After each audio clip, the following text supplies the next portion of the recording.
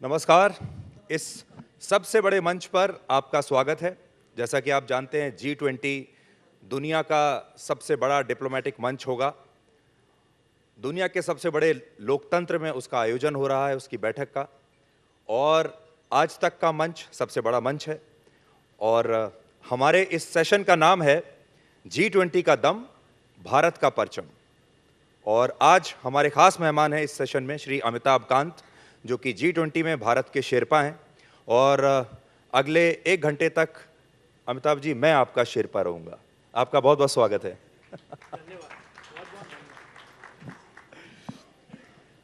अमिताभ जी, शेरपा का काम होता है कि वो अपने देश के प्रधानमंत्री का रिप्रेजेंटेटिव भी है और डिप्लोमेसी के मामले में उसे वो माउंट एवरेस्ट तक ले जाए। तो आप अपने नेता को और अपने देश को G20 में माउंट एवरेस्ट तक कैसे ले जाएंगे? What is the road map? So देखिए, अगर हम पूरी दुनिया को देखते हैं इस समय तो बहुत चैलेंजेस हैं, क्योंकि कोविड के बाद करीब 20 करोड़ लोग दारिद्र्य रेखा के नीचे चले गए हैं, करीब 10 करोड़ लोगों की नौकरियां चली गई हैं। उसके अलावा क्लाइमेट एक्शन का चैलेंज है बहुत बड़ा, और दुनिया में ग्लोबल इकोनॉमी का एक स्लो डाउन चल रहा है, जिससे कि 1/3 देश में आप ग्लोबल डेट क्राइसिस चल रही है। करीब 75 देशों में ग्लोबल डेट क्राइसिस चल रही है।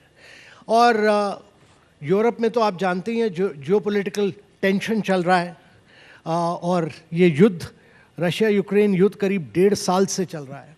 तो इस समय दुनिया में चुनौतियां ही चुनौतियां हैं। पर जैसे प्रधानमंत्री जी ने कहा कि हर चुनौती में एक अवसर का एक मौका होता है, और भारत की प्रधानमंत्री, उन्होंने कहा, माननीय प्रधानमंत्री जी ने हमको, जब हम G20 की प्रेसिडेंसी हम लोगों ने ली, तो उन्होंने कहा कि कुछ भी हो, भारत की प्रेसिडेंसी में बड़ा डिसाइसिव एक्शन होना चाहिए, इंक्लूसिव होना चाहिए, एक्शन ओरिएंटेड होना चाहिए, और हमको एम्बिशियस होना चाहिए। तो जो कुछ भी हमने साल भर किया है वो माउंट एवरेस्ट पर हमारे प्रधानमंत्री जी को ले जाने के लिए ही किया है, और इसलिए हम बड़े डिसाइसिव रहे हैं और बड़े एम्बिशियस रहे हैं और बड़े एक्शन ओरिएंटेड रहे हैं।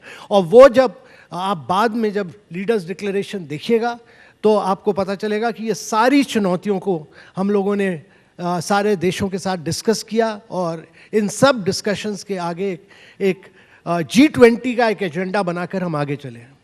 आपने अवसर की बात की। ये इतना बड़ा अवसर था भारत के लिए, और ये अवसर के लिए भारत सरकार ने अपने आप जैसे अवसर को चुना। और देखिए, make in India, startup India, incredible India, God's own country, मतलब जितने हाल के दिनों में बड़े इनिशिएटिव्स लिए गए हैं वो सब आपके हाथों में थे। तो आप में ऐसा क्या खास ये सरकार देखती है कि ये सारे प्रोजेक्ट्स के बाद इतना बड़ा अवसर भी इस अवसर को मिला? देखिए, मैं बाय नेचर मेरे 2 ही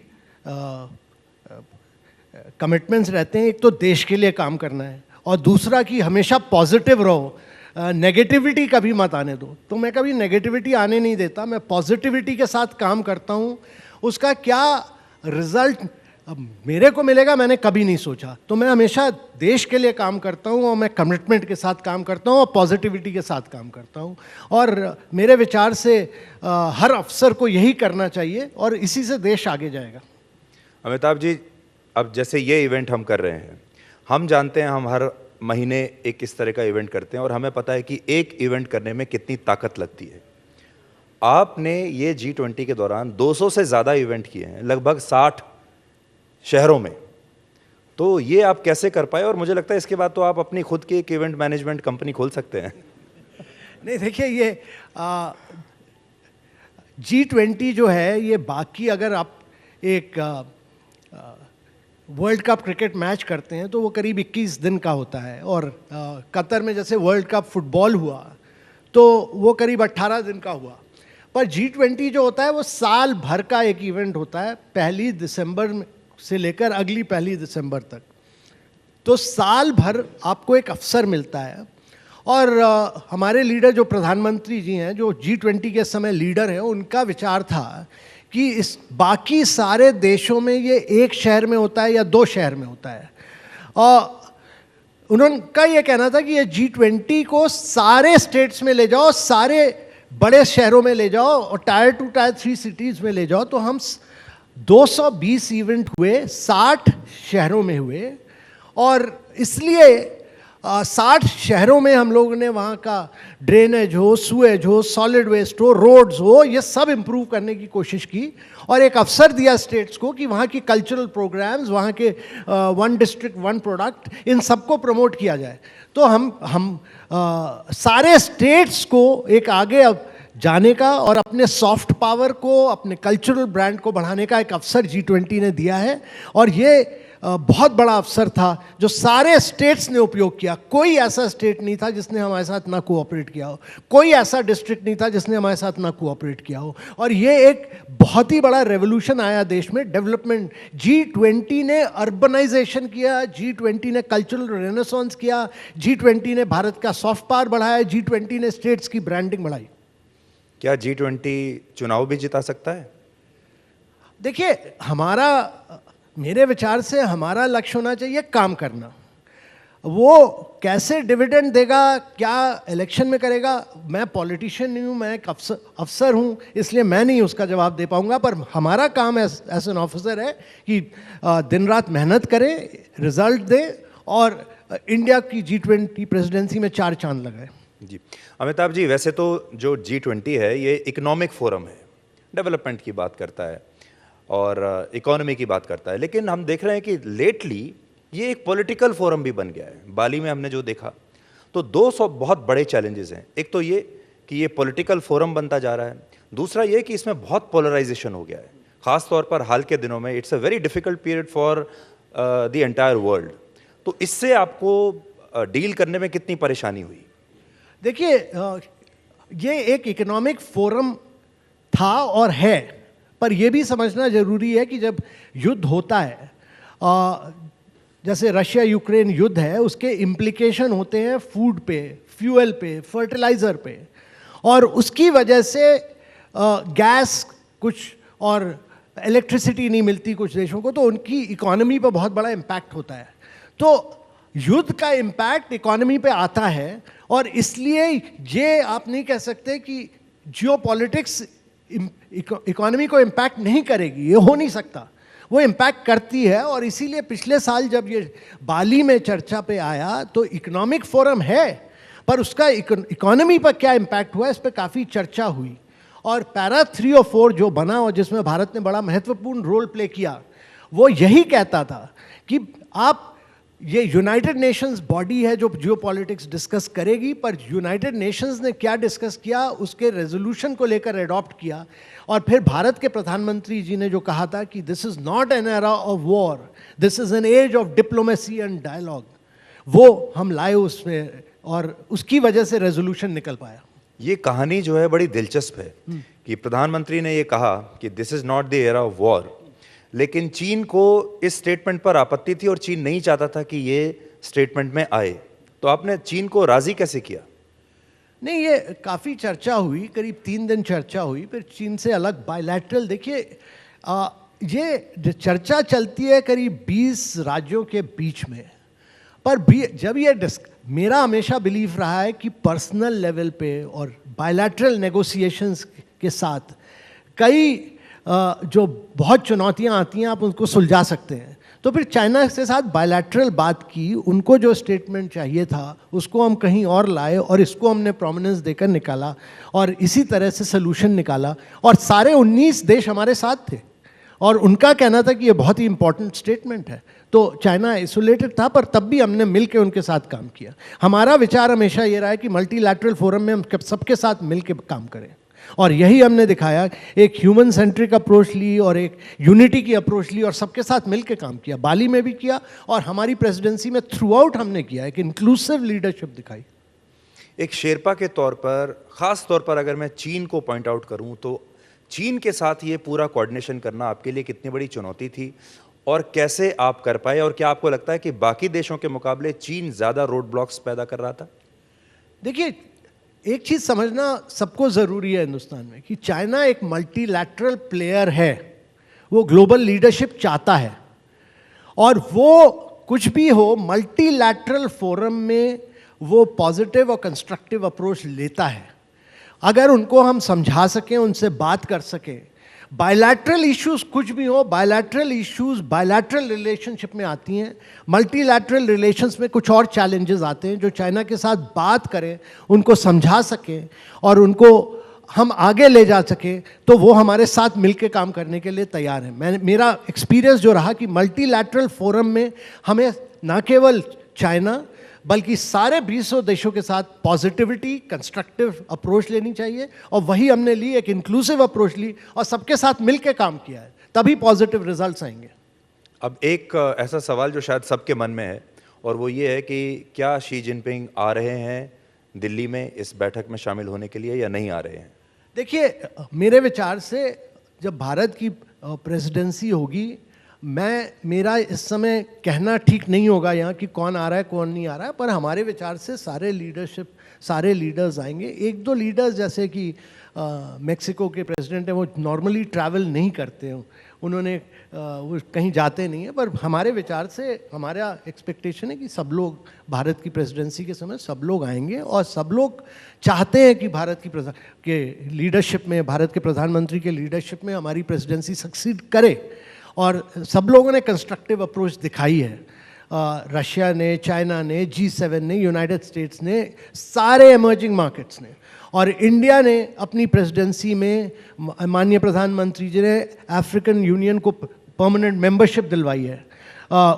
उनका सारे लीडर्स को लिखा और सारे लीडर्स ने उसको सपोर्ट किया है। तो ये बहुत ही बड़ी चीज़ है कि भारत ने 54 अफ्रीकन देशों को एक परमानेंट लीडरशिप इंडिया के प्रेसिडेंसी के समय दिलवाई है और इंडिया एक voice of the global south बन के उभरा है G20 प्रेसिडेंसी में। यह बहुत ही बड़ी चीज़ है मेरे विचार से और ये प्रधानमंत्री की लीडरशिप ने इन सबको आगे उभारा है। लेकिन ये बात क्या आपको थोड़ा बेचैन करती है कि अभी तक शी जिनपिंग और व्लादिमीर पुतिन दोनों की तरफ से कंफर्मेशन नहीं आया है? नहीं, ये मैं यहाँ पर कमेंट नहीं करना चाहूँगा, ये सब कई सेंसिटिव चीज़ें होती हैं, पर इसमें मुझे कोई वो नहीं है। हम लोग बड़े पॉजिटिव और ऑप्टिमिस्टिक रहते हैं हमेशा। जी, प्रधानमंत्री ने अभी हाल ही में अपनी कई भाषणों में विश्व मित्र के कॉन्सेप्ट की बात की। वसुधैव कुटुंबकम की तो वो बात करते ही हैं, फिर हमारा थीम है one earth, one family and one future. लेकिन जब एक तरफ रशिया है, एक तरफ चाइना है और ये दो ऐसे देश हैं जिनके साथ बहुत सारे देश इंटरेक्ट करने में अनकंफर्टेबल महसूस करते हैं और आपको दोनों के साथ मिलकर चलना है, ये कितना बड़ा चैलेंज आप देखते हैं जबकि सब कुछ पोलराइजेशन की तरफ बढ़ रहा है? देखिए, चैलेंज है, पर आपकी क्रेडिबिलिटी होनी चाहिए, लोगों को आपको ट्रस्ट करना चाहिए। ट्रस्ट फैक्टर बहुत इंपॉर्टेंट है G20 के नेगोशिएशंस में। हम एक बार कोई चीज़ कमिट करते हैं तो लोगों को ट्रस्ट करनी चाहिए और लोगों को ये भी समझना चाहिए कि अगर हम ग्लोबल गुड की बात कर रहे हैं, अगर हम G20 के बेहतर चलने की बात कर रहे हैं तो सब लोग सपोर्ट करते हैं। तो क्रेडिबिलिटी बिल्डअप करना बहुत ज़रूरी है और हमने कभी ग्रुपिज्म में नहीं बिलीव किया। G20 में हमने सबके साथ मिलकर काम किया है। G7 हो या इमर्जिंग मार्केट्स हो या रशिया हो या चाइना हो, सबके साथ मिलकर हम आगे बढ़े हैं इसमें और इसीलिए सबने हमको सपोर्ट किया है और हमारी क्रेडिबिलिटी और ट्रस्ट में बिलीव किया है। जी, क्या आपको लगता है, देखिए जितनी भी दुनिया में बड़ी ताकतें हैं वो या तो हथियारों ताकत के आधार पर दोस्ती करती हैं, तेल के आधार पर दोस्ती करती हैं, लेकिन दोस्ती के आधार पर दोस्ती करना, यानी इस जियोपॉलिटिक्स के इस दौर में दोस्ती को बेचना, टू सेल द फ्रेंडशिप, ये एक नया कॉन्सेप्ट है। क्या लोग इसे खरीदेंगे, इस कॉन्सेप्ट को? देखिए, इंपॉर्टेंट चीज़ ये समझना ज़रूरी है सुधीर जी कि हमारी प्रायोरिटीज़ क्या है। हम G20 के आगे क्या डेवलपमेंटल एजेंडा लाए। हमारा एजेंडा था कि इस समय बड़ा एक स्ट्रॉन्ग, सस्टेनेबल, इंक्लूसिव ग्रोथ होनी चाहिए। हमारा एजेंडा था कि एक्सेलरेटेड सस्टेनेबल डेवलपमेंट गोल्स का कमिटमेंट होना चाहिए, क्योंकि केवल 12% SDG के गोल्स जो हैं वो अभी तक मीट हो पाए हैं। तो उसको एक्सेलरेट कैसे किया जाए। हमारा एजेंडा था ग्रीन डेवलपमेंट पैक्ट कैसे किया जाए सारी कंट्रीज के साथ मिलके। हमारा एजेंडा था टेक्नोलॉजिकल ट्रांसफॉर्मेशन और डिजिटल पब्लिक इंफ्रास्ट्रक्चर जो हिंदुस्तान ने बिल्डअप किया है, इसको हम सारे देशों तक कैसे फैलाएं और इसका एक्सेप्टेंस कैसे करें।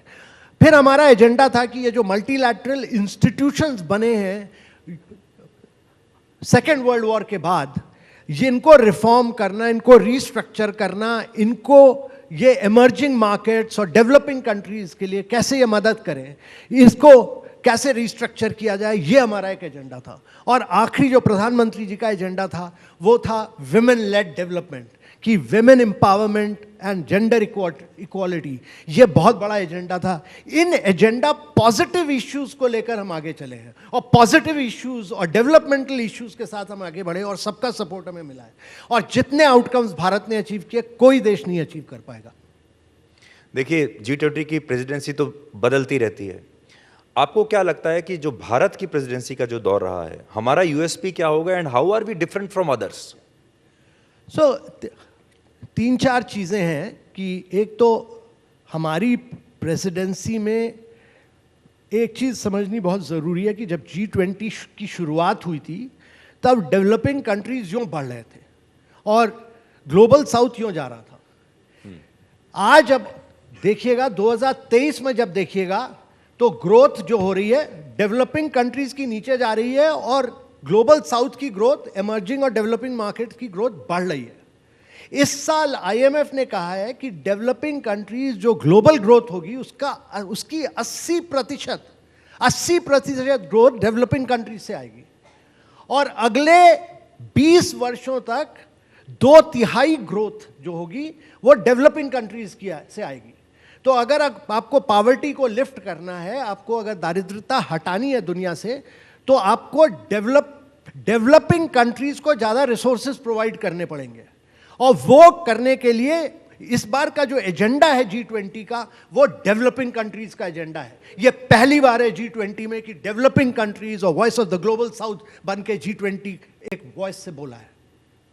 ये पहले कभी नहीं हुआ है जो कि इंडिया की प्रेसिडेंसी। जी बिल्कुल। और अगर हम एक रो में देखें तो देखिए, पहले इंडोनेशिया, फिर इंडिया और इसके बाद ब्राजील, आपको और फिर साउथ अफ्रीका। तो ये 4 देश बैक टू बैक जब इन्हें प्रेसिडेंसी मिलेगी, आपको लगता है कि ये एजेंडा इसको और ज़्यादा बल मिलेगा? जो पहले सिर्फ लगता था कि एक डेवलप्ड नेशंस और इकोनॉमीज का ही एक मंच बन गया है। नहीं, बहुत ज़रूरी है। देखिए, G20 जो है G7 से बहुत अलग है। G7 एक एलीट क्लब है G7 का।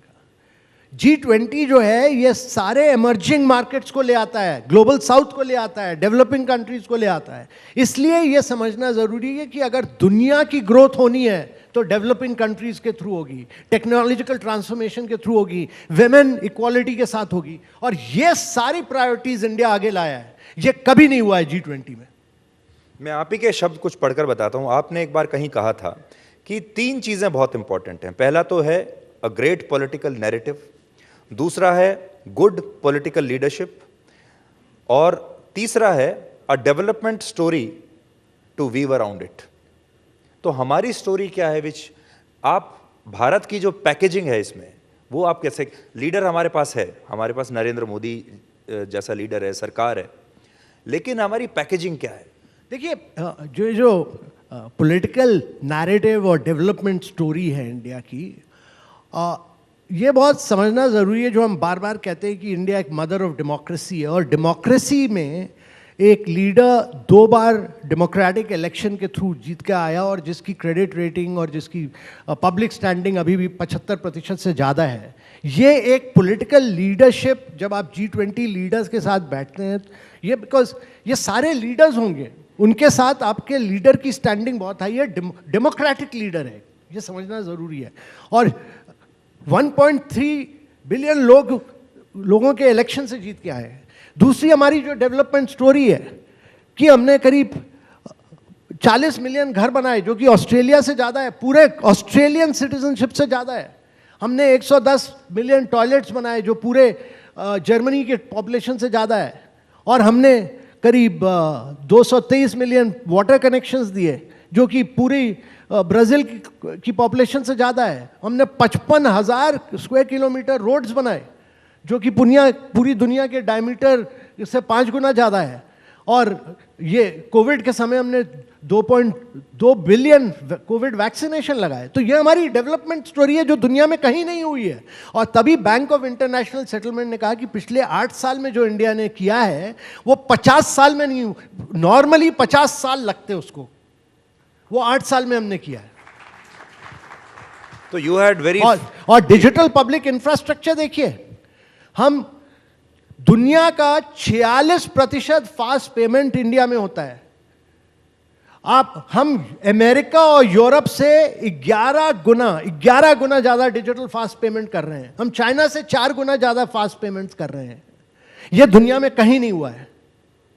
भारत जैसी एक डेवलपिंग इकोनॉमी पूरी दुनिया को एक डिजिटल टेक सॉल्यूशन दे रही है, इससे आपको कितनी मदद मिली? बहुत।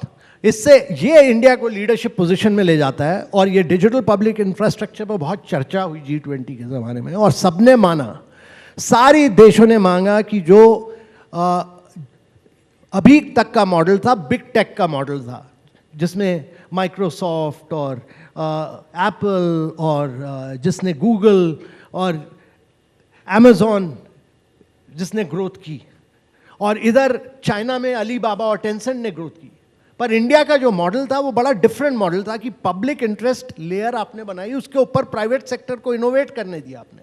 Open source, open API, interoperable model. Bharat एक अकेला देश है जहां फोन पे गूगल पे के साथ मार्केट में compete करता है, जहां पेटीएम व्हाट्सएप के साथ compete करता है मार्केट में, और जहां हमने एजुकेशन के क्षेत्र में दीक्षा और स्वयं जैसे डिजिटल पब्लिक इंफ्रास्ट्रक्चर बनाए, डिजी लॉकर बनाया। ये यूनिक स्टोरी है, ये दुनिया में कहीं नहीं हुआ, और यही एक टेक्नोलॉजिकल मॉडल है जो दुनिया को आगे ले जाएगा।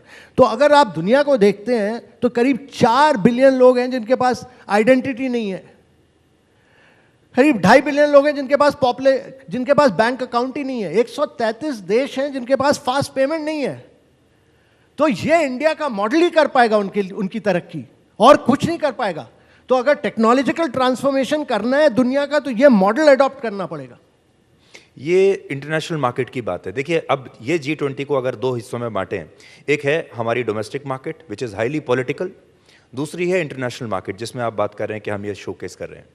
अब हमारी जो डोमेस्टिक मार्केट है वो चीन को एक खास नज़र से देखती है, यानी हमारी जो आम जनता है, हमारी राजनीति है। जब शी जिनपिंग यहाँ आएंगे और आप उन्हें एक रेड कार्पेट वेलकम देंगे, आपके लिए या भारत के लोगों के लिए ये देखना कितना असहज होगा। क्योंकि आप देखिए, बाली में भी जब हमारे प्रधानमंत्री शी जिनपिंग से मिले और उनकी एक छोटा सा वीडियो भी सामने आ गया, तो उसकी बड़ी कड़ी प्रतिक्रिया हुई। लोग तुरंत बॉडी लैंग्वेज को एनालाइज करने लगते हैं कि कौन क्या बात कर रहा है, is he being too soft against him. जब वो यहाँ आ ही जाएंगे और रेड कार्पेट पर लोग उनको चलते हुए देखेंगे, उसका भारत की जनता पर क्या असर होगा? देखिए, सारे लीडर्स को एक जैसा ट्रीटमेंट मिलेगा। कोई ये थोड़ी ना कोई किसी को ज़्यादा बड़ा मिले, किसी को छोटा मिले, ऐसे नहीं होता। सारे लीडर्स को एक जैसा ट्रीटमेंट मिलेगा, और उसमें हिंदुस्तान बड़ा क्लियर है कि सबको एक जैसा ही ट्रीटमेंट मिलेगा। कोई अफ्रीका से आए, कोई मेक्सिको से आए, कोई अर्जेंटीना से आए, कोई सऊदी से आए, सबको एक जैसा ट्रीटमेंट मिलेगा। कोई ऐसी बात नहीं। Do you foresee any kind of discomfort when Xi Jinping is in Delhi? नहीं, नो डिस्कम्फर्ट। सारे लीडर्स, देखिए, जब आप G20 की लीडरशिप लेते हैं तो आप दुनिया की लीडरशिप ले रहे हैं। आपको यह समझना ज़रूरी है कि जो G20 अचीव करता है वो यूनाइटेड नेशंस और यूनाइटेड नेशन सिक्योरिटी काउंसिल से ज़्यादा आप अचीव कर रहे हैं G20 में। आपको बड़े मैच्योरिटी के साथ लीडरशिप को डिस्प्ले करना पड़ेगा, सबको एक जैसा ट्रीटमेंट करके सबके साथ मिलकर आगे बढ़ना पड़ेगा। आपने कभी ऐसा महसूस किया कि जब से यूक्रेन वॉर हुआ है, Ukraine war actually has hijacked the G20 agenda, और यूक्रेन वॉर को लेकर जो बड़ी डेवलपिंग इकोनॉमीज़ हैं, वेस्ट है, उसकी राय अलग है, और हमारी, चाइना की और रशिया की राय अलग है? देखिए, हमारी प्रेसिडेंसी में, G20 की प्रेसिडेंसी में शुरुआत से हमने बड़ा एम्बिशियस एजेंडा रखा। वो डेवलपमेंटल एजेंडा रहा। हमारा एजेंडा चाहे SDG ग्रोथ हो, चाहे एक्सेलरेटेड इकोनॉमिक ग्रोथ हो, इंक्लूसिव ग्रोथ हो, या टेक्नोलॉजिकल ट्रांसफॉर्मेशन हो, हमारे सारे वर्किंग ग्रुप्स में केवल economic growth, developmental, financial inclusion के इश्यूज आए हैं। हमने कभी, यूक्रेन ने हमें ओवरवेल्म नहीं किया। यूक्रेन होगा इंपॉर्टेंट इशू यूरोप के लिए, हमारे लिए इंपॉर्टेंट इशू नहीं है। हमारे लिए developmental issues of emerging markets and developing countries important है। हमने यूक्रेन के इश्यू को पीछे रखा है क्या और हम सारे इमर्जिंग मार्केट्स और डेवलपिंग कंट्रीज के इश्यू को, डेवलपमेंटल इश्यूज, ग्रोथ इश्यूज को आगे ले गए हैं। कहीं हमने यूक्रेन को इंपॉर्टेंस नहीं दी है। ये समझना आपका गलत है जी। लेकिन क्या आपके ऊपर ये दबाव था कि ज़ेलेंस्की को भी यहाँ बुलाया जाए? कभी आपके सामने ये सजेशन आया? देखिए, क्या दबाव आया है, क्या नहीं आया, उसके बारे में मैं बात नहीं करना चाहूंगा, पर हमारा Was it a suggestion? नहीं, हमारा जो लक्ष्य हमेशा रहता है कि G20 है और G20 के अलावा कुछ मेंबर्स को भारत इनवाइट करता है। 9 और देशों को इनवाइट किया भारत ने, तो G20 की लीडरशिप को इनवाइट करते हैं और 9 और लीडर्स को माननीय प्रधानमंत्री ने इनवाइट किया। 29 कंट्रीज होंगी और उन 29 कंट्रीज के साथ हम डील करेंगे। तो एक तरफ तो हमारी इमेज ये है कि हम एक यूनिफायर की तरह, एक विश्व मित्र की तरह सामने आ और रहे हैं। Human centric approach with global humanity at the centre, हमारी जो थीम और फिलॉसफी है, इसकी फिलॉसफिक अंडरपिनिंग समझिए आप, वो है वसुदेव कुटुंबकम, वो है one earth, one family, one future. हम विश्वास करते हैं कि सारी दुनिया को मिलकर एक साथ हमें आगे ले चलना है और सिटीजन को, ह्यूमन सेंट्रिक अप्रोच को सेंटर पे रखना है। भारत का परसेप्शन कैसा बनेगा, ये हम सब के लिए बहुत इंपॉर्टेंट है। आप भारत का एक परसेप्शन, एक छवि बनाने की कोशिश कर रहे हैं दुनिया में, लेकिन एक ऐसा वर्ग भी है जो उस छवि को तोड़ने की भी कोशिश करता है। जो मणिपुर की भी बात होती है, भारत में किसी डॉक्यूमेंट्री को बैन कर दिया जाता है, भारत में माइनॉरिटीज़ जो हैं वो ख़तरे में है। एक नैरेटिव साथ साथ ये भी चलता है। इस नैरेटिव से आपको नेविगेट करने में कभी तकलीफ हुई? कहीं ये मुद्दा उठा? मेरे को तो कभी तकलीफ नहीं हुई, ना कभी किसी ने ये सब इश्यूज रेज किए।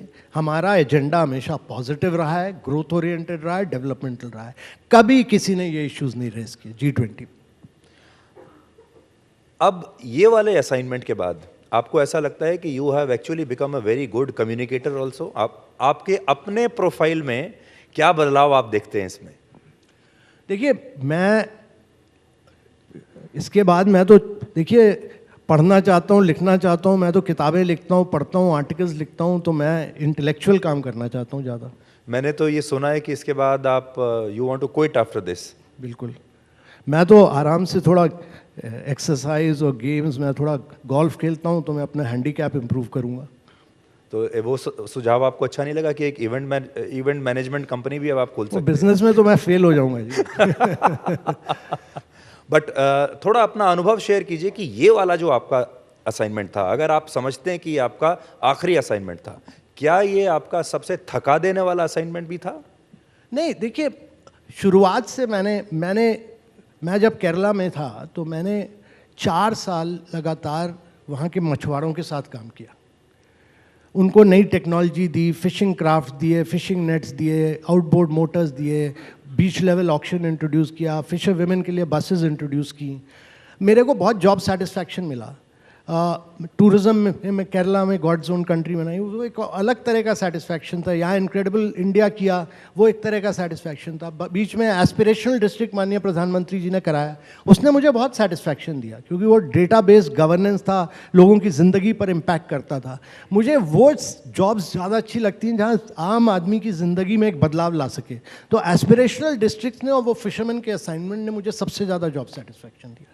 अब मैं यहाँ टीवी पर आपकी उम्र तो डिस्क्लोज नहीं करना चाहता, लेकिन आप अपनी उम्र के हिसाब से बहुत ज़्यादा फिट भी लग रहे हैं। आपने वज़न भी बहुत कम किया है। इसका कारण ये है कि G20 के इस दौरान, इस पूरे प्रोफाइल में आपसे बहुत ज़्यादा काम लिया गया, या बहुत ज़्यादा काम करना पड़ा, या you have been exercising a lot lately? देखिए, काम करने में तो आजकल जो नेगोशिएशंस चल रहे हैं बहुत रात तक चलते हैं, पर सुबह उठकर एक्सरसाइज करना बहुत ज़रूरी है। वो नहीं करिएगा तो मेंटली फ्रेश नहीं रहिएगा। तो मेरे विचार से एक्सरसाइज करना तो बहुत आवश्यक है सर। वो फिजिकली फिट होना बहुत ज़रूरी है। तो काम भी करिए, काम ज़रूर करिए, पर फिजिकली फिट रखिए अपने आप को। तो इस समय आपकी जो मनोस्थिति है क्या है कि आप बिल्कुल अब फाइनल मैच आपका होने वाला है, या आपकी फाइनल परीक्षा, जो कि एक्चुअली अग्नि परीक्षा भी है, वो होने ही वाली है? कितनी बेचैनी है आपको अभी? नहीं, बेचैनी बिल्कुल नहीं है। हम लोग बिल्कुल कॉन्फिडेंट है, बहुत सुपर कॉन्फिडेंट है कि भारत बिल्कुल सक्सीड करेगा और विजय प्राप्त करेगा।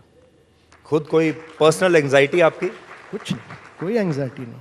किस बात की एंग्जाइटी? हम लोग सबके साथ काम कर रहे हैं, ग्लोबल गुड के लिए काम कर रहे हैं, ह्यूमन सेंट्रिक अप्रोच अडॉप्ट कर रहे हैं, हमारी क्रेडिबिलिटी है, हमारा ट्रस्ट है, और भारत 100% विजय प्राप्त करेगा। आखिरी सवाल आपसे, प्री G20 का भारत और पोस्ट G20 प्रेसिडेंसी का भारत, दोनों में क्या फर्क देखते हैं आप? देखिए, भारत ये एक कॉन्टिन्यूअस प्रोसेस है। G20 आप प्री और पोस्ट करिए, मेरे विचार से एक भारत की एक ग्रोथ स्टोरी, जो भारत को डेवलप्ड कंट्री की बात माननीय प्रधानमंत्री जी ने कहा है कि हम आत्मविश्वास के साथ हमको लगातार ग्रोथ करनी है और 8%, 9% की ग्रोथ अचीव करनी है कि हम 2047 तक, तब भी हम youngest nation in the world होंगे। पर हमें ये बड़ा क्लियर होना चाहिए कि अगर हम 6.5% की ग्रोथ करेंगे तो हमारे पर कैपिटा इनकम होगी 11,000, पर हम अगर 10% करते हैं तो 32,000 हम GDP पर कैपिटा इनकम ले जा सकते हैं। तो हमें मेहनत करनी है 10% ग्रोथ की, तभी हम डेवलप्ड कंट्री बनना हमें आवश्यक है। तो सबका चैलेंज जो होना चाहिए वो आत्मविश्वास के साथ कहना है कि हमें डेवलप्ड कंट्री बनाकर ही रहना देश को। एक सवाल मैं आखिरी और जोड़ रहा हूं, आपको ऐसे दौर में भारत का प्रतिनिधित्व करने का मौका मिला जो 2014 से 2023 के बीच, under leader like Narendra Modi. अगर आप और 20 साल पीछे चले जाएं, उस दौर में आपको ये मौका मिला होता जब कोई और गठबंधन की सरकार थी या कोई और प्राइम मिनिस्टर रहा होता, do you see any difference? देखिए, मैंने क्योंकि पिछले 2014 से मैं एक ऑफिसर हूँ जो 2014 से लगातार काम कर रहा हूँ माननीय प्रधानमंत्री जी। देखिए, दो चीज़ें बड़ी क्लियर है। एक तो प्राइम मिनिस्टर का टेक्नोलॉजी, ही इज़ अ टेकी, और टेक्नोलॉजिकल बिलीफ है इनकी। तो इंडिया ने टेक्नोलॉजिकली बड़ा क्वांटम जंप किया है। जैसे इनको डेटा फॉर गवर्नेंस में बड़ी बिलीफ है, एस्पिरेशनल डिस्ट्रिक्ट पूरा डेटा फॉर गवर्नेंस में बिलीफ था। ये जो जितना मूवमेंट हुआ है आइडेंटिटी और बैंक अकाउंट्स, देखिए 2015-2017 में भारत ने 550 मिलियन बैंक अकाउंट्स खोले, हर दूसरा बैंक अकाउंट दुनिया में भारत में खुला। और इसी वजह से हमारी जो महिलाएं हैं, हमारी जो बहनें हैं, उनका उस समय 18% औरतों के पास बैंक अकाउंट था। इस समय करीब 82% औरतों के पास बैंक अकाउंट है। समझिए क्या ट्रांसफॉर्मेशन हुआ है। तो एक जो डेवलपमेंट की जो क्लैरिटी है, और तीसरा इंटेग्रिटी, ये तीन चीज़ें बहुत इंपॉर्टेंट होती हैं मेरे विचार से डेवलपमेंट में। और ये तीनों चीज़ें मैंने पाई हैं, टेक्नोलॉजी, इंटेग्रिटी और डेवलपमेंटल फोकस बहुत ज़्यादा रहा है। अमिताभ जी, बहुत बहुत शुक्रिया आपके इस समय के लिए, और उम्मीद करते हैं कि आप एक्चुअली भारत को और भारत के नेता को, यानी प्रधानमंत्री मोदी को वाकई माउंट एवरेस्ट पर लेकर जाएंगे। और मैं ये भी उम्मीद करता हूँ कि इस सेशन में आपने जो रोचक बातें बताई वो हमारे दर्शकों को भी रोचकता के मामले में ज़रूर माउंट एवरेस्ट तक लेके गए होंगे। आपका बहुत बहुत शुक्रिया। Thank you. बहुत बहुत धन्यवाद आपका।